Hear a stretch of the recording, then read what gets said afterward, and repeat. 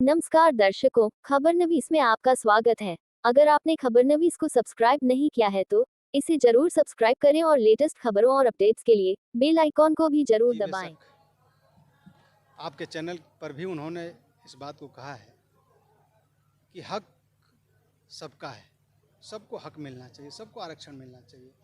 तो हमारे आपके जितने हक हैं वो आरक्षण के तहत हमारी काउंटिंग कर लें, उस काउंटिंग के हिसाब से हमें आरक्षण दे दे। हम उसका जितना परसेंटेज है प्राप्त करके हम कहीं न कहीं संतुष्ट हैं। इसीलिए तो बिहार में भी जनगणना शुरू हुई है और माननीय राष्ट्रीय अध्यक्ष जी ने भी कहा है कि अगर उत्तर प्रदेश के अंदर हमारी सरकार होगी और रही होती तो मैं जातिगत जनगणना करा दिया होता अब तक। लेकिन भारतीय जनता पार्टी क्यों नहीं करा रही है? यानी सबके हकों पर वो डाका डालना चाहती है।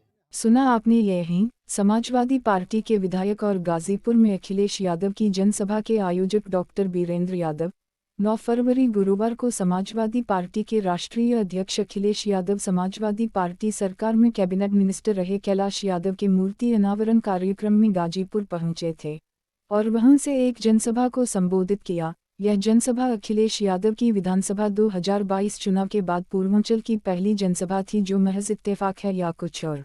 लेकिन बीजेपी के राष्ट्रीय अध्यक्ष जेपी नड्डा और मुख्यमंत्री योगी आदित्यनाथ के जनसभा के ठीक 3 हफ्ते बाद ही आयोजित की गई थी, जिसके बाद ये माना जा रहा है कि अगर बीजेपी ने 2024 लोकसभा चुनावों का आगाज गाजीपुर से शुरू किया है तो समाजवादी पार्टी सुप्रीमो ने भी जवाब में शंखनाद यहीं से कर दिया है।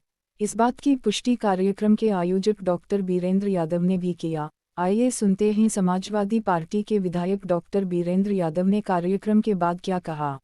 पिताजी का मूर्ति का अनावरण और उसके बाद जनसभा, अब देखे हैं पूरा अनावरण का भी आपने पूरा कवरेज किया है और पूरी जनसभा और बहुत मन और मिजाज के साथ माननीय राष्ट्रीय अध्यक्ष जी एक लंबा समय तक बोलते रहे और लगभग सब बात माननीय राष्ट्रीय अध्यक्ष जी ने एक एक करके आपके बीच में रखने का काम किया है। कैलाश जी के ऊपर उन्होंने करीब 10 मिनट दिए। जी, क्या आप महसूस कर रहे हैं, पूर्वांचल को क्या संदेश दिए? देखिए, पिताजी से पारिवारिक संबंध है, नेताजी से कहीं न कहीं जुड़ करके गरीबों, शोषितों, पिछड़ों, अल्पसंख्यकों, दलितों और तमाम ऐसे वर्ग के लोग, हर सर्व जाति के लोगों को लेकर के पिताजी लगातार समाजवादी आंदोलन को आगे बढ़ाते रहे और उन्होंने हमेशा यही कहा है कि हम हमेशा गरीब तबके के लोगों की मदद करता रहूँगा। और जाते जाते उन्होंने संदेश भी दिया कि हम हमेशा निचले तबके के लोगों की बात, उनके हक हकूक़ और उनके सम्मान की बात हमेशा उन्होंने करने का काम किया। जो उन्होंने प्राथमिक स्तर यानी प्रधानी से लेकर के उत्तर प्रदेश की पंचायती राज मंत्री तक का जो उन्होंने सफ़र तय किया, जितने हमारे लोग आप देख रहे हैं या जितना हुआ उमड़ा हुआ ये जन सैलाब माननीय राष्ट्रीय अध्यक्ष जी को सुनने के लिए उपस्थित हुए थे, वो सब लोग चाहते थे कि हम पिताजी को हमारे दो पुष्प अर्पित करने का काम करें।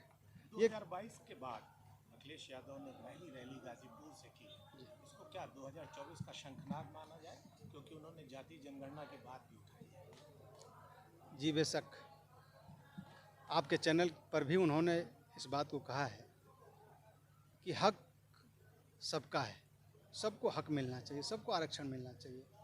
तो हमारे आपके जितने हक हैं वो आरक्षण के तहत हमारी काउंटिंग कर लें, उस काउंटिंग के हिसाब से हमें आरक्षण दे दे।